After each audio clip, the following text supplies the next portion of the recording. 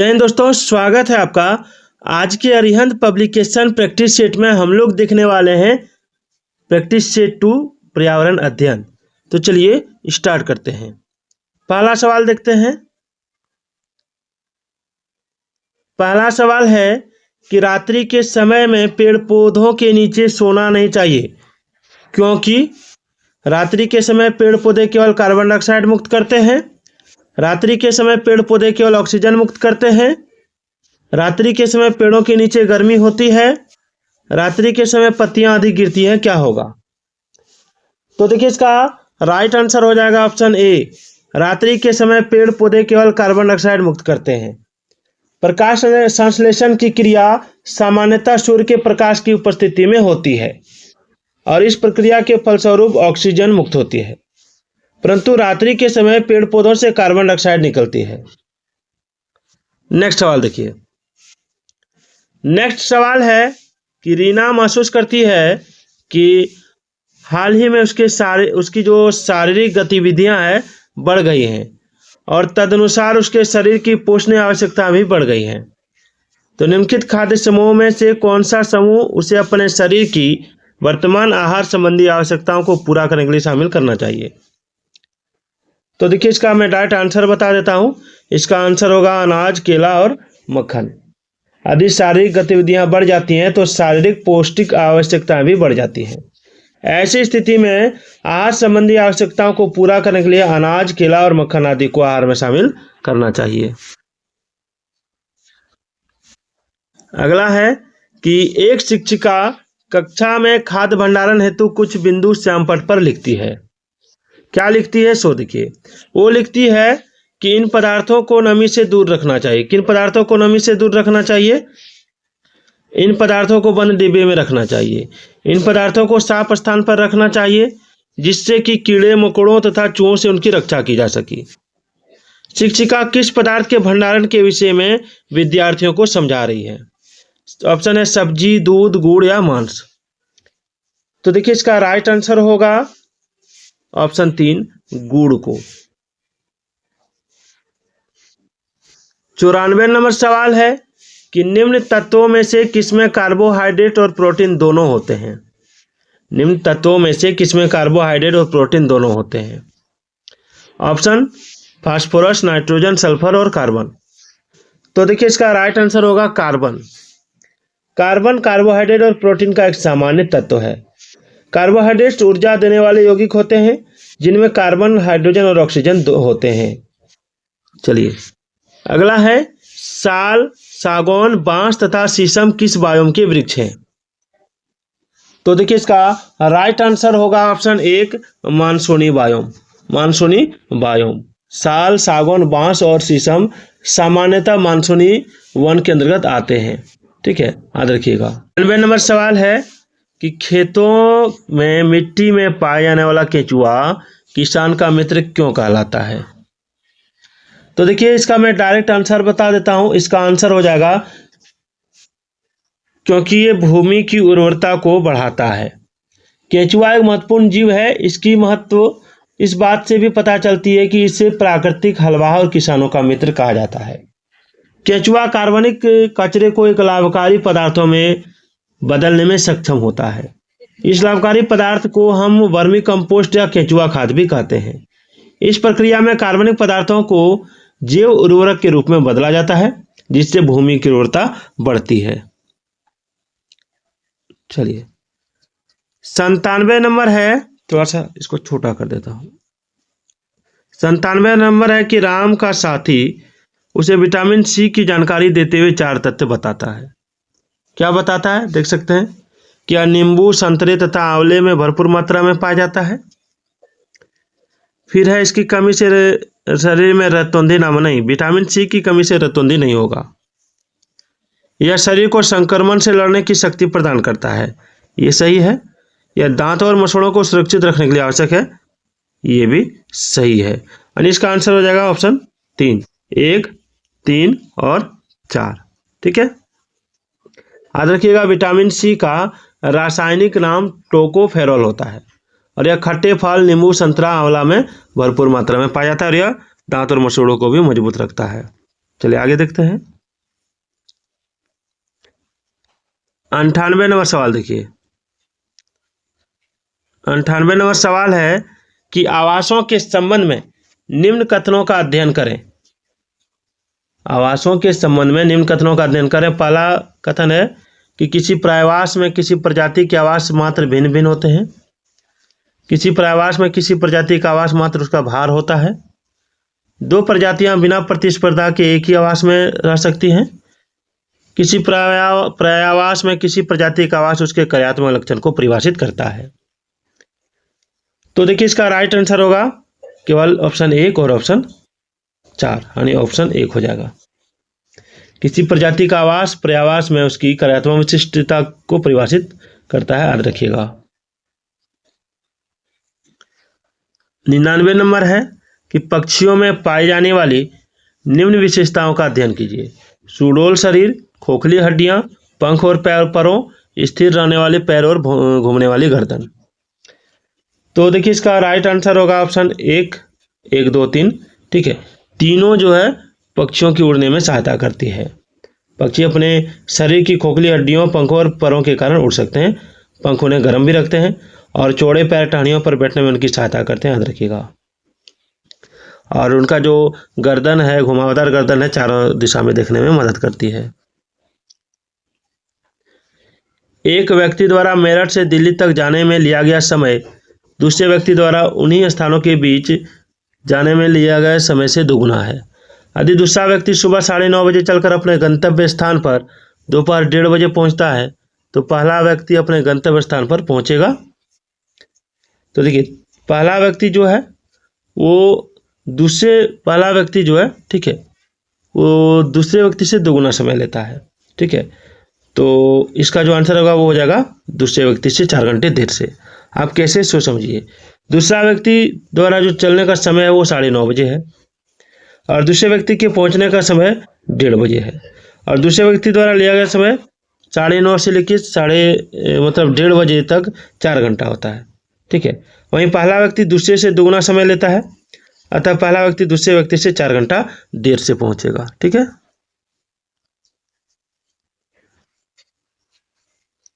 देखिए 101 नंबर सवाल है कि निम्नलिखित का मिलान कीजिए।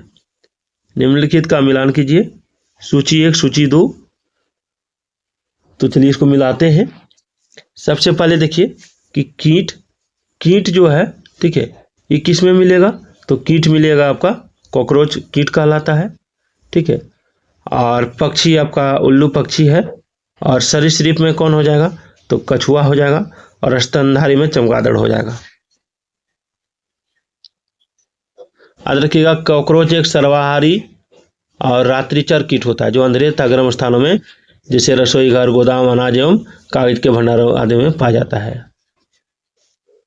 चलिए, यदि आप भारत में मानचित्र पर कोई सरल रेखा खींचें जो भारत की राजधानी और पश्चिम बंगाल की राजधानी को मिलाती हो तो नई दिल्ली के सापेक्ष कोलकाता की दिशा कैसी होगी? तो देखिए यदि हम मानचित्र पर नई दिल्ली और कोलकाता की स्थिति का आकलन करें तो नई दिल्ली के दक्षिण पूर्व में यह स्थित है। ठीक है, कोलकाता जो है नई दिल्ली के दक्षिण पूर्व में स्थित है। चलिए आगे बढ़ते हैं। अगला कि ग्रेगर मेंडल एक मंक यानी मुनि थे जिन्होंने 28,000 मटर के पौधों के साथ 7 वर्ष तक मठ के बगीचे में प्रयोग किए। उन्होंने यह पाया कि मटर के पौधों में कुछ ऐसे लक्षण हैं जो जोड़ियों में आते हैं। तो निम्नलिखित में से उसे छांटिए जिसे मंडल ने अपने प्रयोगों में नहीं पाया था। तो देखिए इसका राइट आंसर क्या होगा? इसका बीजों का खुरदरा या चिकना होता ये पाया था, पौधों का लंबा या नाटा होना ये पाया था, अगली पीढ़ी के पौधों के बीजों का नया रंग जो पीले और हरे गुण से मिलकर बना ये पाया था। इन बीजों का हरा या पीला होना ये ग्रेगर मंडल ने नहीं पाया था। ग्रेगर जॉन मंडल एक जर्मन भाषी ऑस्ट्रियाई ऑगस्टेनियम पादरी एवं वैज्ञानिक थे। इन्हें आनुवंशिकी का जनक कहा जाता है और उन्होंने मटर के दानों पर प्रयोग कर आनुवंशिकी के नियम को निर्धारित किया है। चलिए, यदि आप सबसे छोटे मार्ग से ट्रेन द्वारा पटना से चंडीगढ़ जा रहे हैं तो वह संभावित राज्य केंद्र शासित प्रदेश जिससे होकर आप नहीं गुजरेंगे। देखिए, यदि आप चंडीगढ़ से पटना जा रहे हैं तो कौन से राज्य से होकर आप नहीं गुजरेंगे? तो देखिए, इसमें जो हो जाएगा वो पंजाब हो जाएगा। ठीक है, पंजाब। अब पटना से चंडीगढ़ की यात्रा करते समय सबसे कम दूरी का रेल मार्ग उत्तर प्रदेश और दिल्ली और हरियाणा से होकर गुजरता है। पंजाब राज्य इस रेल मार्ग के अंतर्गत नहीं आएगा। यह रेल मार्ग पटना, दीनदयाल उपाध्याय जंक्शन, इटावा, गाजियाबाद, दिल्ली, पानीपत, अंबाला होते हुए गंतव्य स्टेशन चंडीगढ़ को जाता है। स्लॉथ के बारे में नीचे दिए गए कथनों में से सही कथन को चुनिए। तो देखिए, सही कथन हो जाएगा स्लॉथ 40 वर्ष तक जीते हैं और अपने जीवन काल में 8 वृक्षों पर घूमने की तकलीफ उठाते हैं। ठीक है, दुनिया के सबसे आलसी जानवर स्लॉथ, जो मध्य एवं दक्षिण अमेरिकी उष्णकटिबंधीय जंगलों में पाए जाते हैं। यह पशु अपने जीवन का 90% हिस्सा उल्टा लटक कर गुजार देता है। यह अपनी गर्दन 270 डिग्री तक घुमा सकता है। 106 नंबर सवाल देखिए कि पर्यावरणीय अध्ययन शिक्षा का अर्थ क्या है? तो इसका अर्थ है पर्यावरण के संबंध में जानकारी एवं कुशलता विकसित करना। पर्यावरण के संबंध में जानकारी एवं कुशलता विकसित करना। दोपहर के भोजन के अवकाश के बाद पर्यावरण अध्ययन पढ़ाते समय आप यह पाते हैं कि बच्चे पाठ में रुचि नहीं ले रहे हैं, तो आप क्या करेंगे? तो देखिए, इसमें जो आंसर होगा हो जाएगा पाठ को रोचक बनाने के लिए बहुआयामी बुद्धि और आधारित दृश्य श्रव्य सामग्री का प्रयोग करेंगे। ठीक है, दृश्य श्रव्य सामग्री के प्रयोग से बालकों की देखने और सुनने वाली ज्ञानेंद्रियां सक्रिय हो जाती हैं और वे पाठ के सूक्ष्म से सूक्ष्म तथा कठिन से कठिन भाव को सरलतापूर्वक समझ जाते हैं। इसलिए दोपहर के भोजन अवकाश के बाद पर्यावरण अध्ययन पढ़ाते समय आप यह पाते हैं कि बच्चे रुचि नहीं ले रहे हैं, तो पाठ को रोचक बनाने के लिए बहुआयामी बुद्धि पर आधारित दृश्य श्रव्य सामग्री का प्रयोग करेंगे। झारखंड का सर्वाधिक लोकप्रिय नृत्य कौन सा है? तो झारखंड का सर्वाधिक लोकप्रिय नृत्य है छऊ नृत्य। छऊ नृत्य याद रखिएगा। ठीक है, और इस नृत्य को झारखंड की प्राचीन सांस्कृतिक विरासत माना जाता है। यह नृत्य पुरुष प्रधान है। इसमें पुरुष अपनी आंतरिक भावनाओं एवं विषय वस्तु को शरीर के हाव भाव एवं गत्यात्मक संकेतों के माध्यम से व्यक्त करता है। इस नृत्य में मुखौटे का प्रयोग किया जाता है, याद रखिएगा। और इस नृत्य को यूनेस्को के द्वारा वर्ष 2010 में विश्व विरासत सूची में शामिल किया गया है। प्राथमिक स्तर पर ईवीएस सीखने के लिए चुनौती कौन सा है? तो इसका हो जाएगा बच्चों को अपने लिए ज्ञान का निर्माण करने का अवसर देना। ठीक है, 110 नंबर सवाल है कि ईवीएस पाठ्य पुस्तक में ईवीएस सीखने के लिए वास्तविक घटनाएं कौन सी होती हैं? ये सीखने के समृद्ध स्रोत हैं, ये बच्चों के लिए प्रासंगिक वातावरण प्रदान करते हैं, या फिर वे पहले की परिचित घटना को फिर से देखने का अवसर प्रदान करते हैं, या शिक्षक आसानी से ईवीएस के विषयों के आसपास शिक्षण अधिगम प्रक्रिया का संचालन कर सकते हैं। तो इसका आंसर हो जाएगा ऑप्शन 1, 3, 2 और 3। जल पर चर्चा करते समय शिवांगी कक्षा के 1 के विद्यार्थियों से आकाश का चित्र बनाने को कहती है। सैम ने आकाश में हरा रंग भरा, उसने इस रंग को क्यों चुना? यह पूछने पर वह जवाब देता है कि उसके घर के पास तालाब का रंग हरा है क्योंकि पानी आकाश से आता है, इसलिए आकाश का रंग हरा होगा। तो शिवांगी को क्या करना चाहिए? तो देखिए, शिवांगी को प्रश्न के अनुसार विद्यार्थियों के आकाश का अवलोकन की व्यवस्था करनी चाहिए।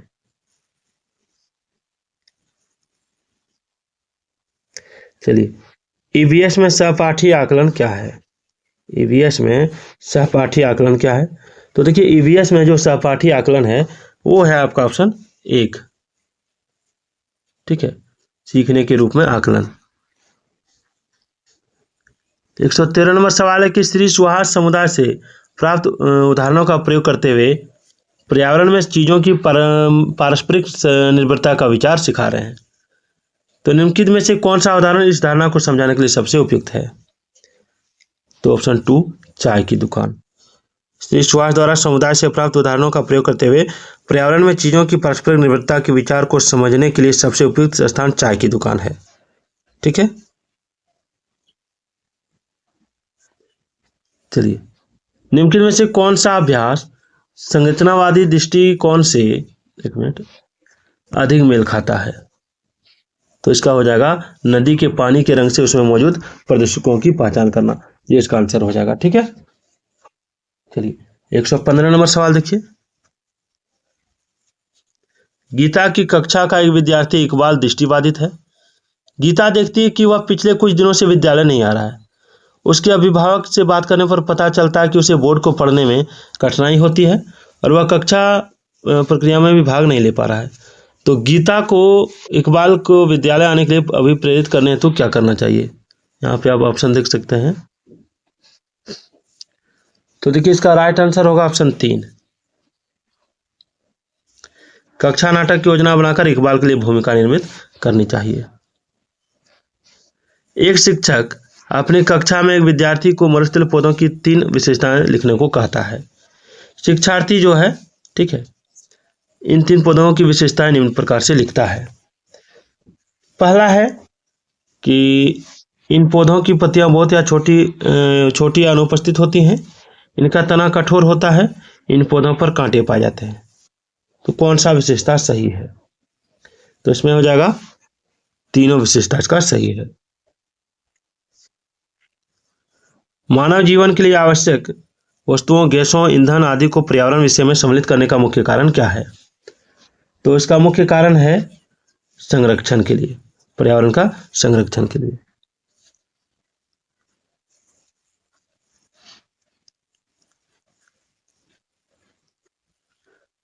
एक 118 नंबर सवाल है कि नीचे दिए गए घरों के प्रकारों में से उसे चुनिए जिससे भारी वर्षा वाले क्षेत्रों में के गांवों में रहने वाले लोगों को बनाना चाहिए।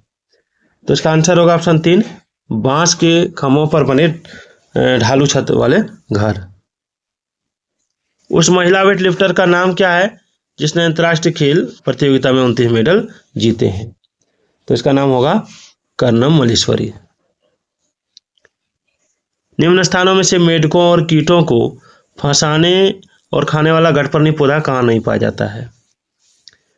तो ये पौधा आपका मेघालय में नहीं पाया जाता है, बाद बाकी मणिपुर, असम, श्रीलंका में पाया जाता है। वीडियो किस लगी कमेंट जरूर कीजिएगा।